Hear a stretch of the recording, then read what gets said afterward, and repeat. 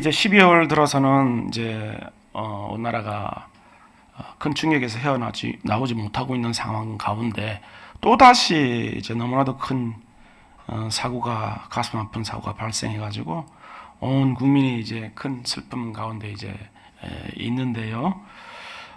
그야말로 지금 우리나라는 정치, 사회, 경제, 안보, 외교, 문화 뭐 어느 한 분야도 예외 없이 큰 위기에 처해 있다고 해도 이제 과언이 아닐 것입니다. 인간의 무력함을 정말 다시 한번 깊이 절감하는 그런 이제 시간인 것 같습니다.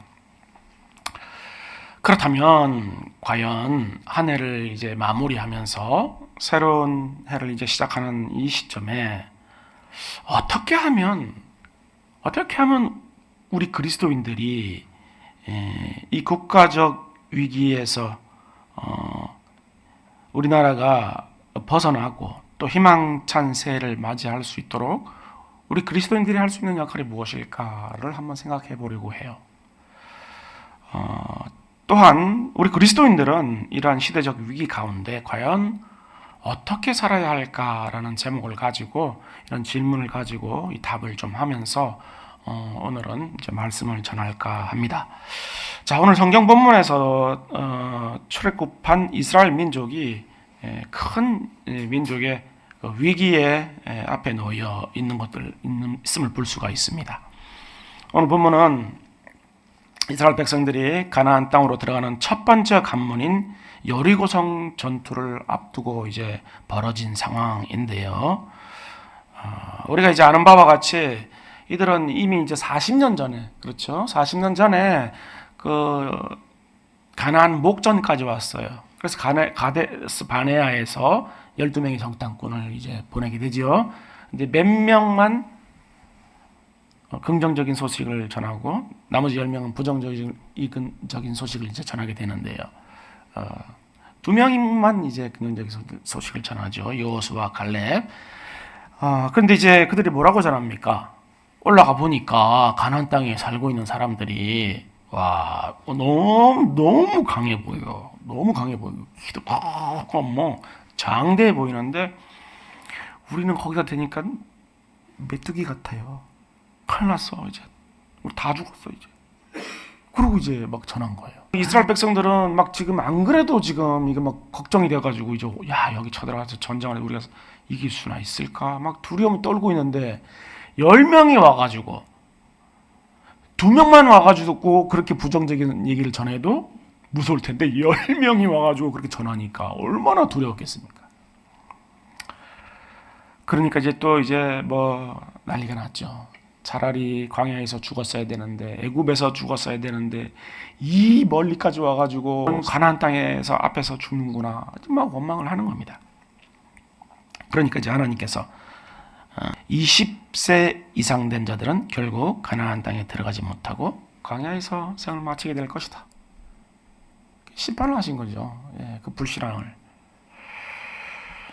그리고 이제 40년 지난 다음에 그 세대들이 다 죽고 그 자녀들이 이제 가나안 입성을 이제 앞두고 이제 있는 겁니다. 그 상황인 거죠 지금.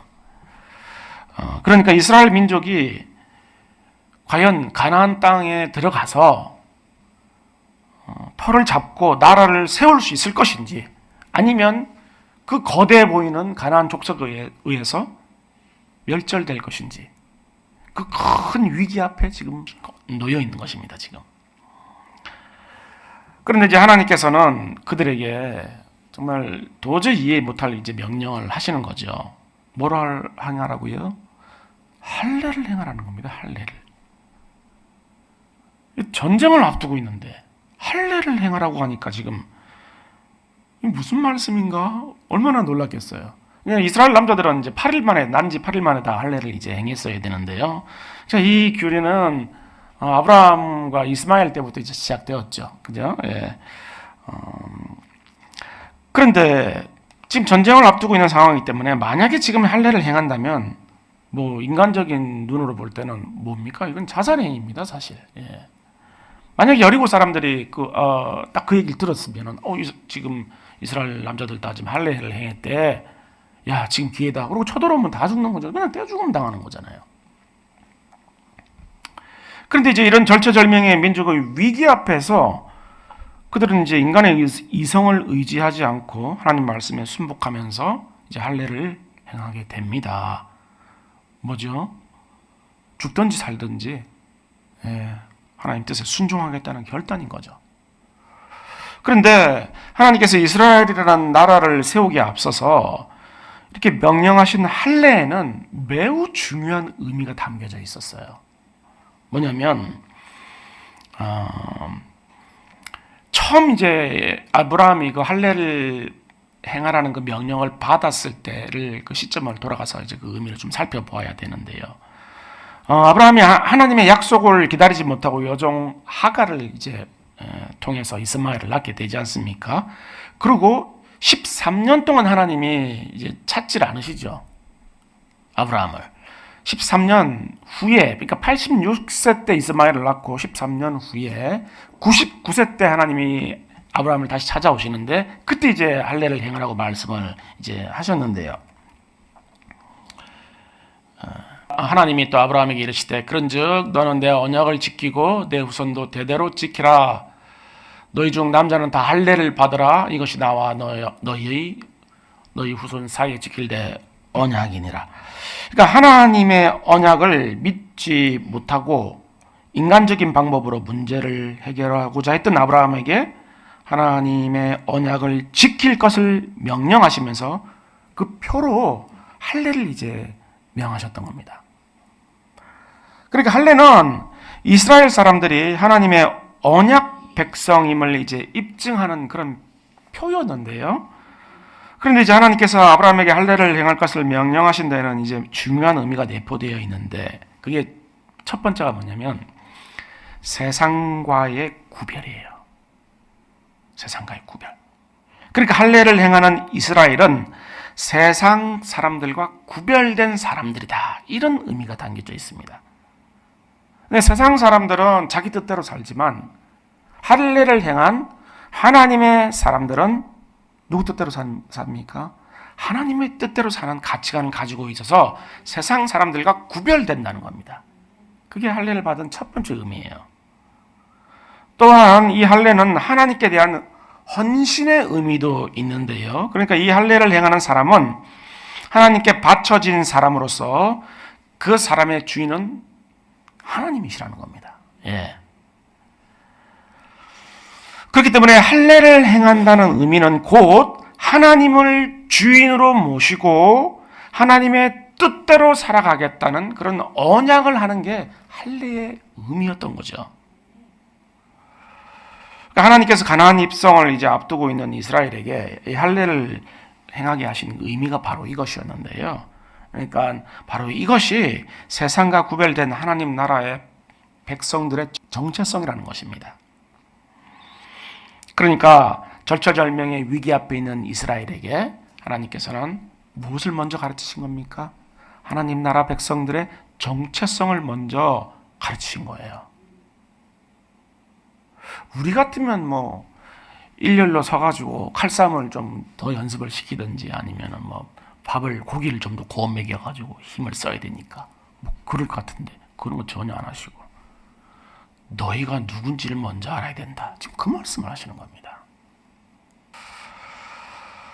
그렇게 이스라엘은 할례를 행함으로 하나님을 주인으로 모시고 하나님 말씀에 순종하는 삶을 살겠다고 이제 다 고백을 한 거죠. 예. 그러자 하나님께서는 그들이 전혀 기대하지도 못했던 놀라운 복을 이제 베풀어 주시는데요. 여호와께서 여호수아에게 이르시되 내가 오늘 애굽의 수치를 너희에게서 떠나가게 하였다. 이렇게 말씀하십니다. 그러니까 애굽의 수치라고 지금 번역을 했는데, 그러니까 그들의 애굽에서의 수치를 떠나가게 하셨다. 자, 이런 약속이 되겠는데요. 그들이 애굽에서 어떤 수치를 당했습니까? 그냥 잘 먹고 잘 살았습니까? 애굽에서 그들의 신분이 뭐였죠? 애굽에서 노예였잖아요. 노예, 그죠? 야곱이 이제 그 자식들이 다 내려온 후로 지금 약 한 400년 정도가 흘렀는데 그 사이에 이 이스라엘 자손들이 다 노예가 돼버린 거예요, 지금.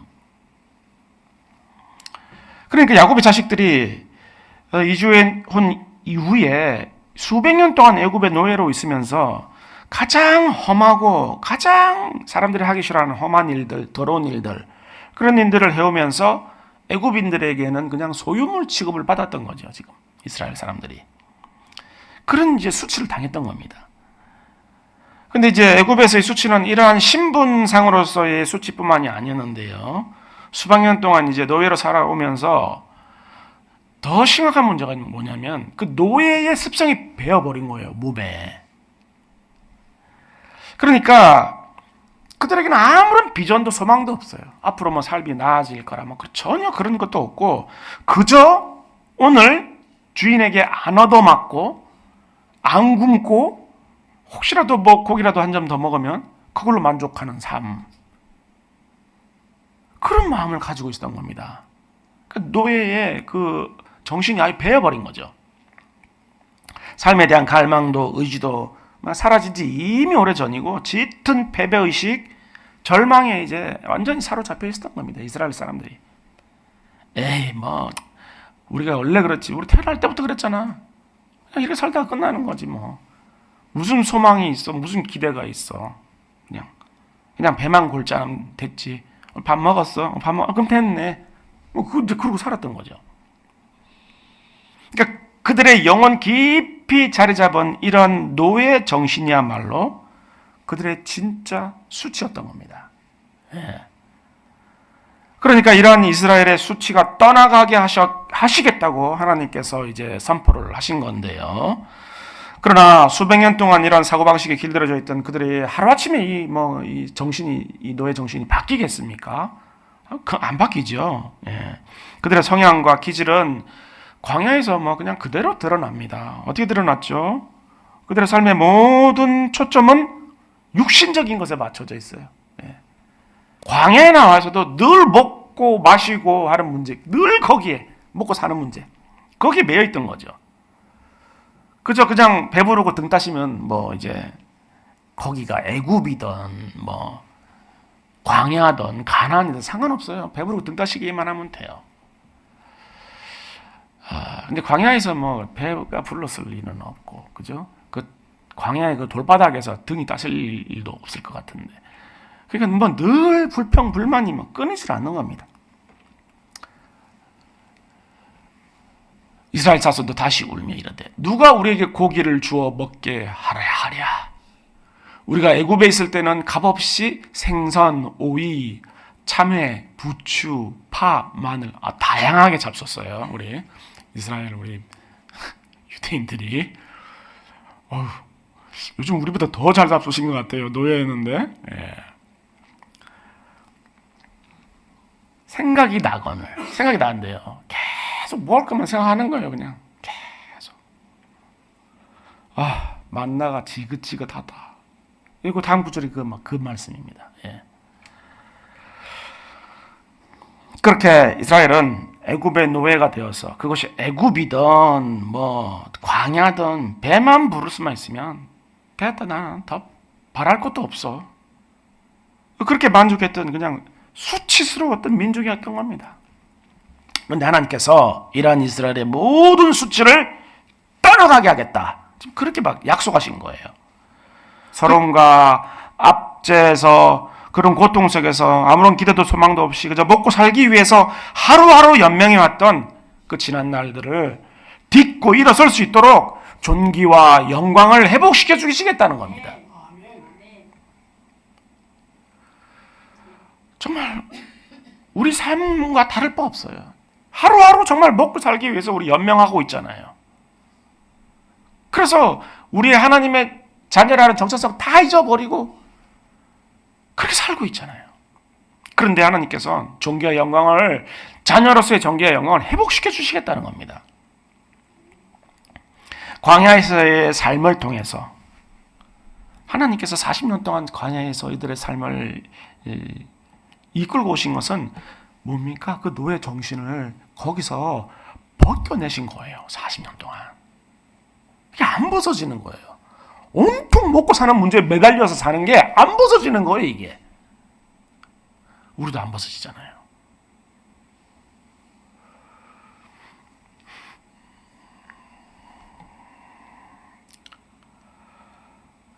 그러니까 이제 이스라엘은 돌바닥에서 먹을 거 없이 그렇게 고생했다면 우리는 좀 먹을 건 좀 낫고 뭐 돌바닥은 아니지만 똑같은 광야에 있는 겁니다.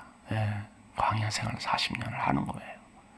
그 정신, 노예 정신을 벗겨내시려고, 그 수치를 벗겨내시려고. 그렇게 하나님께서는 이들의 수치를 떠나게 하시면서 노예의 신분이 아닌 자유인의 신분을 이제 주셨는데요. 그렇게 이스라엘은 그 민족의 큰 위기 앞에서 먼저 자신들의 정체성을 바로 세우게 됩니다. 이후에 어떻게 되죠? 여리고성 전투에서 어떻게 됩니까? 피 한 방울 안 흘렸잖아요. 조깅 했잖아요. 조깅. 무슨 전투가 이렇게 쉬운 전투? 조깅하고 피 한 방울 안 흘리고 여리고성을 무너뜨렸죠. 그리고 어떻게 됩니까? 이후에 가나안 땅을 다 차지하게 되잖아요. 예. 지금 우리나라가 처한 상황은 가나안 입성을 앞두고 있는 정말 한치 앞을 알 수 없는 이스라엘의 모습에 비유할 수 있을 것입니다. 심지어 이제 어떤 사람들은 대한민국 호라는 이름 붙여가지고 침몰하고 있는 배에다 이제 비유하기까지도 했는데요. 그야말로 이 위기로 인해서 우리나라가 나락으로 떨어질 것인지 아니면 지금의 그 위기를 극복하고 오히려 더 크게 도약하는 발판으로 이 위기를 삼을 수 있을 것인지에 대한 이제 기로에 놓여 있다고 이제 많은 사람들이 얘기합니다. 그렇기 때문에 이 위기를 극복하기 위해서는 위기 앞에서 할례를 행한 이스라엘처럼 그리스도인인 우리도 또한 영적인 잠에서 먼저 깨어나야 된다는 겁니다. 그 민족의 명운이 걸린 그 위기 앞에서 이스라엘에게 하나님께서 요구하신 것이 바로 이거예요. 너희들이 뭘 다른 걸 하라는 게 아니에요. 너희가 누구인지를 먼저 깨달으라는 거예요.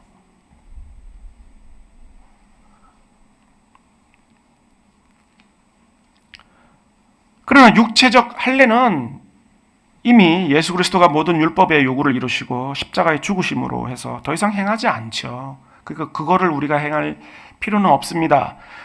그래서 하나님께서 요구하시는 것은 우리에게 요구하시는 것이 뭐냐면 마음의 할례예요. 마음의 할례.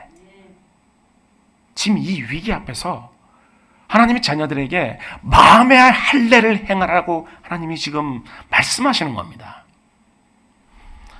그러면 마음의 할례는 어떻게 행하는 것일까요? 우리가 하나님의 백성으로서의 정체성을 잃어버리고 세상 사람들과 전혀 구별되지 않게 살아온 삶에서 돌이키라는 겁니다. 아까 제가 할례가 뭐라고 어떤 의미가 담겨 있다고 말씀드렸죠? 하나님이 주인이시고 그 주인의 말씀대로 살아가는 것, 그게 할례의 의미라고 말씀드렸잖아요. 그걸 회복하라는 겁니다. 그럴 때 죄와 마귀의 노예가 되어서 이스라엘과 같이 오직 이 땅에서 잘 먹고 잘 사는 것에 목을 메고 살아온 우리의 수치를 떠나가게 하시겠다는 겁니다. 이스라엘이 애굽의 노예였던 것과 마찬가지로 우리는 지금 죄와 사망과 마귀의 노예로 살아가고 있는 거예요. 모르는 거예요, 우리가 그거를 지금.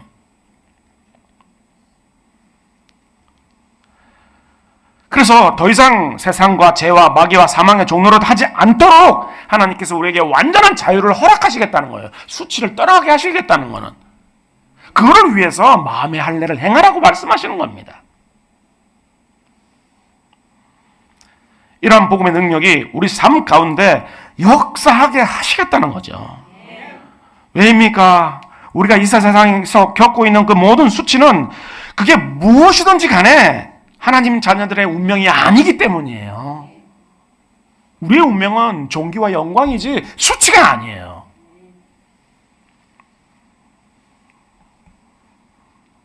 그 옛날 할례를 행한 이스라엘에게 가나안을 약속하신 것처럼 이제는 예수 그리스도 안에 있는 우리에게 새로운 삶을 약속하셨기 때문입니다.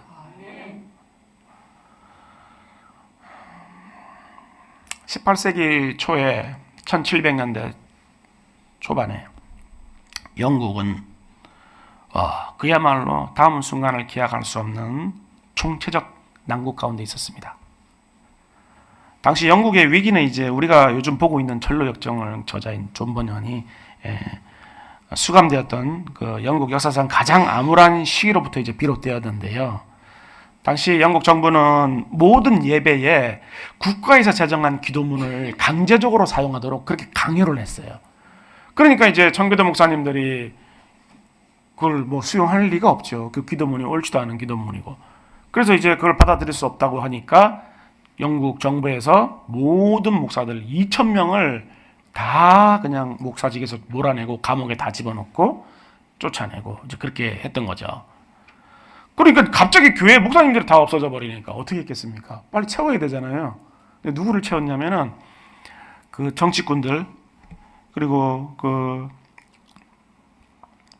장사꾼들, 고리대금업자들, 노름하는 사람들, 그 할 일 별로 없는 사람들, 심지어는 남봉꾼들, 이단 패거리들 이런 사람들을 다 목사 자리에 다 앉힌 거예요. 그 채우려고. 얼마나 기가 막혔겠습니까? 이 교회가 목사님들이 다 붙들려가 감옥에 다 가 있고 이런 사람들이 다 와가지고 서가지고 이제 말씀 전한다고 서 있으니 얼마나 기가 막혔겠습니까? 그러니까 이제 세상 사람들이 뭐라고 했냐면, 야, 기독교가 더 썩었네. 저 설교하는 사람 좀 봐라. 완전히 썩었네. 그렇게 이제 얘기하기 시작했고, 그나마 남아있던 이제 가식적으로 신앙 가지고 있던 사람들까지도 완전히 이제 신앙을 다 버려버렸어요, 이제. 아, 기독교는 끝났구나, 완전히 이제. 근데 이제 엎친 데 덮친 격으로 당시에 한참 유행했던 그 이신론, 여러분 제가 말씀 한번 드렸죠. 뭡니까? 그냥 하나님은 창조만 하시고 관여하지 않으신다. 그게 어떤 결과를 낳느냐면, 아, 그래? 그럼 내 마음대로 살아도 되겠네. 내가 막 죄를 막 지어도 되겠네. 그렇게 가는 거예요. 심판이 없으니까 어차피 하나님은 구경만 하시니까 내가 뭐 어떻게 살든지 하나님 무슨 상관, 하나님 상관 안 하시는데. 그러니까 이제 그렇게 결론을 내리고 사람들이 막 극한으로 치닫는 겁니다, 이제. 기독교는, 목사들은 다 없어지고, 이신론은 판을 치고, 이제 배경이 딱 깔린 거죠, 이제. 타락으로 달려가는 배경이, 밑 배경이 딱. 그래서 이제 사람들이, 온 영국 사람들이 다 타락으로 달려갑니다. 타락으로, 쾌락으로. 심지어는 어떻게 되냐면은, 국가에서 이제 술을 수입을 이제 못하게 하니까, 서너 집 건너 한 집이 술집으로 다 변했어요. 밀주 만드는 술집으로. 집이 다 술집이 돼버려, 전부 다. 가정집이. 기가 막힌 얘기죠, 기가 막힌. 그래가지고 이제 온 나라가 술에 찌들어가지고 흥청흥청거리면서 이제 통제불능의 상태가 됩니다. 심지어는 이제 당시 태어난 아이들은 엄마가 마신 술을 마시고 태어나가지고 태어날 때부터 알코올 중독으로 태어났다. 이렇게까지 얘기했어요. 얼마나 기가 막힌 얘기입니까? 아기가 엄마 뱃속에서 술을 계속 마셔. 엄마가 술을 마시니까 그 술을 계속 같이 마셔가지고 날 때부터 알코올 중독이 되어서 태어났다는 거예요. 그렇게 뭐 자제력 따위는 비웃어도 된다고 하면서 이렇게 알코올 노예가 돼가지고 그냥 뭐 완전히 뭐 끝을 향해 달려간 거죠. 그렇게 이제 술로 인해서 잔혹하고 비인간적인 사람들로 변해간 영국인들은 그 동물들 가지고 아주 잔인한 그런 도박을 했대요. 그러니까 동물들이 너무너무 잔인하게 서로를 죽이는 그런 장면들을 보면서 즐기면서 그런 도박을 해가지고 그게 또 막 유행이 돼가지고 온 영국이 막 들끓고 그러니까 이제 이런 방탕한 특히 이제 영국 정치가들 상류층들은 이제 뭐 국민들이야 죽든지 말든지 꼭 그래요. 상류층들이 정치하는 사람들이 죽든지 말든지 국민들은 뭐 상관을 안 하고 자기 이익을 챙기기에만 급급했고 뭐 어느 시대나 이런 사람이 있나 봐요. 그죠? 사치와 향락 속에 빠져가지고 그냥 거기서 헤어나질 못했다는 겁니다. 이렇게 이제 방탕한 삶은 온 국민들을 어떻게 합니까? 빈곤으로 몰아넣습니다. 여러분 술을 많이 마시게 되면은 이 첫 번째 특징이 뭡니까? 돈이 없어요, 항상. 돈이 돈이 그냥 얼마가 있는 거에 상관없어요. 거기에 맞춰서 먹게 됩니다, 술을. 예, 잘 알죠? 그래서 늘 돈이 없어요. 예. 그냥 온 국민이 이제 빈곤으로 달려가는 거예요, 빈곤으로. 그래가지고 그러니까 어떻게 되겠습니까? 막 불법 폭력, 흉악한 범죄가 만연하게 되는. 왜? 돈이 없으니까 계속 빈곤하니까.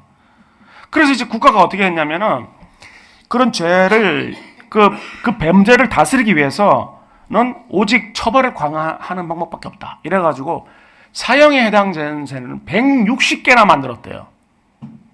그래가지고 상설 그 교수대를 그냥 런던시 그 사거리 앞에 세워놓고 수시로 교수형을 시킨 거예요, 그냥.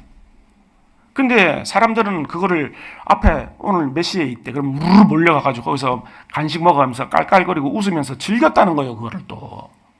사람들이 다 이성이 막 이상해져 버린 것 전부 다. 축제로 만들었대요, 그거를. 심지어는 그 1파운드짜리, 1파운드라면 우리나라 돈으로 한 1,800원 되는데요, 지금. 그거를 위조 지폐인지도 모르고 여자들이 그걸 사용했는데 그게 위조 지폐인 게 들통이 나가지고 수많은 여자들이 죽었는데 그 엄마가 젖먹이가 있던지 아니면 임신했던지 관계없이 그냥 그대로 다 그냥 교수형 다시.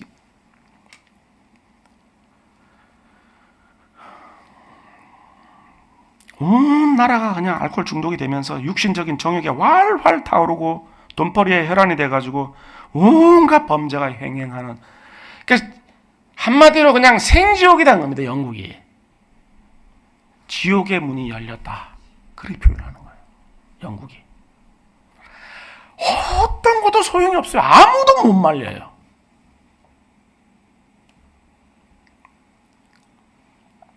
교육도 소용없고 무슨 강의도 소용없고 벌도 소용없고 다 그냥 죽이라는데 뭐 그냥 나는 이렇게 살다가 죽겠다는 건데 뭐.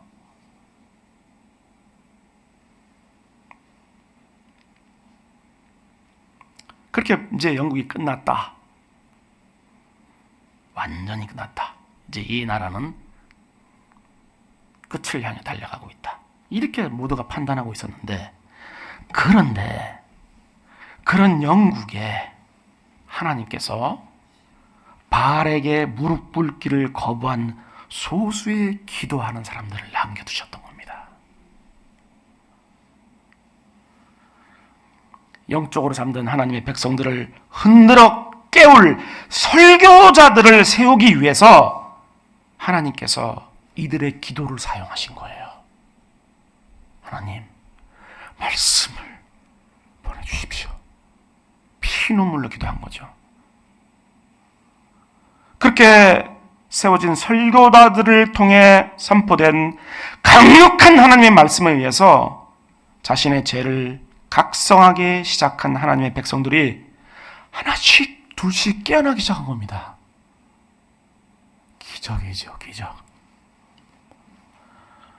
그렇게 지옥의 문이 열렸다고 생각된 순간 하나님께서 그 지옥의 문을 다시 닫게 만드는 한 목소리를 보내시는데요.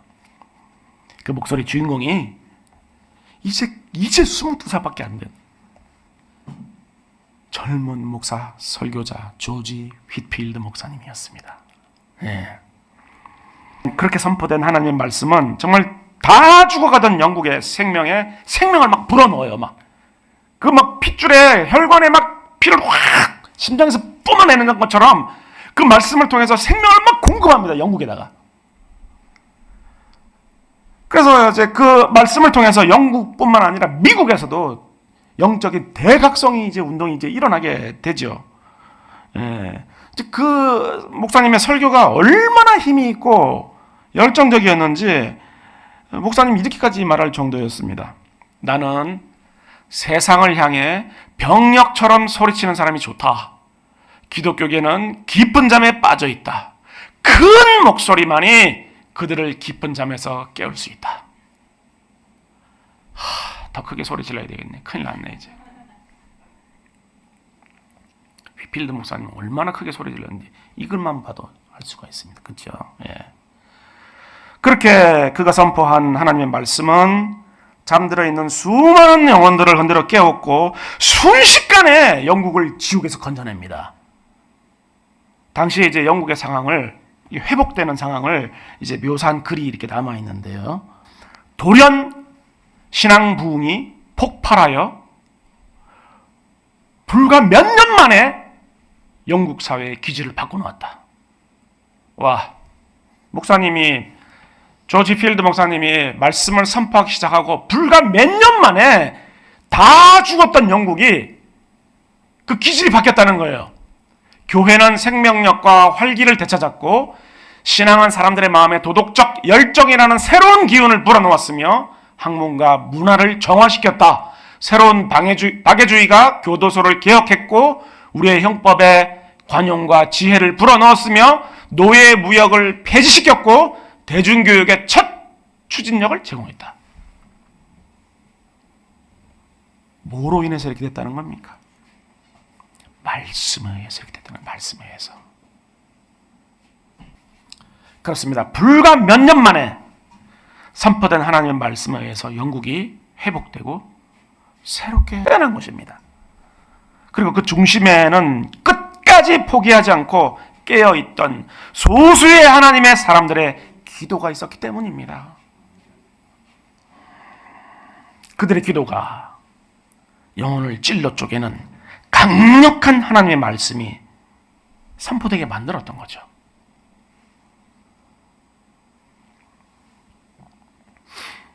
그렇게 선포된 하나님 말씀이 하나님 백성들로 하여금 마음에 이제 할례를 받게 만든 겁니다. 마음의 할례를. 네. 그렇게 이제 영국 국민들이 마음의 할례를 받게 되니까 어떻게 됩니까? 하나님께서 영국의 모든 수치를 떠나가게 하신 거죠.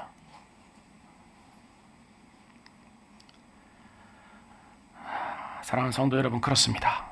한 나라의 명문은 그 어떤 다른 조건이 아니에요. 그 어떤 다른 조건이 아니라 오직 하나님 앞에 놓여 있는 것입니다. 민족들을 커지게도 하시고 다시 멸하기도 하시며 민족들을 널리 퍼지게도 하시고 다시 끌려가기도 하시고 나라와 민족의 명언은 하나님 앞에 놓여 있는 겁니다. 그렇기 때문에 우리가 어떻게 나 한 사람이 뭘 할 수 있겠어? 내가 이 나라를 위해서 이 민족을 위해서 지금 내가 뭘 할 수 있겠어? 그렇게 생각하시면 안 돼요. 여러분의 눈물의 기도가 이 나라를 살리는 보석이 되는 겁니다. 그렇기 때문에 절대 절망하거나 낙심하시면 안 돼요. 하나님께서는 세상의 유혹과 시험에 무릎 꿇지 않고 마음의 할례를 행하는 사람들을 통해서 그 민족과 나라에 긍휼과 자비를 베푸시기 때문입니다. 그러므로 아직 마음의 할례를 행할 것을 부르짖는 그 하나님의 말씀이 선포되는 곳에 여러분들이 있지 않다면 빨리 그곳으로 돌아오십시오. 거기서 여러분들이 소망을 보셔야 돼요. 거기서 불빛을 보셔야 돼요. 그 말씀에 깨어난 영혼들이 하나님을 자기 인생의 주인으로 모시고 그 말씀에 순종하는 삶을 살겠다고 결단할 때 하나님께서는 우리의 모든 수치를 떠나가게 하실 것입니다. 바로 이 언약 위에 2025년 새해를 맞이하는 이 민족과 나라의 명운이 걸려있고 이 약속을 굳게 붙드는 것만이 모든 소망의 뿌리가 될 수 있는 것입니다. 그러므로 새해를 시작하는 이 시간에 우리 마음의 할례를 행해야 하겠습니다. 그리고 우리가 주인 되어서 우리 뜻대로 우리 욕심대로 살아온 그 잘못, 그 죄에서 이제는 돌이켜야 돼요.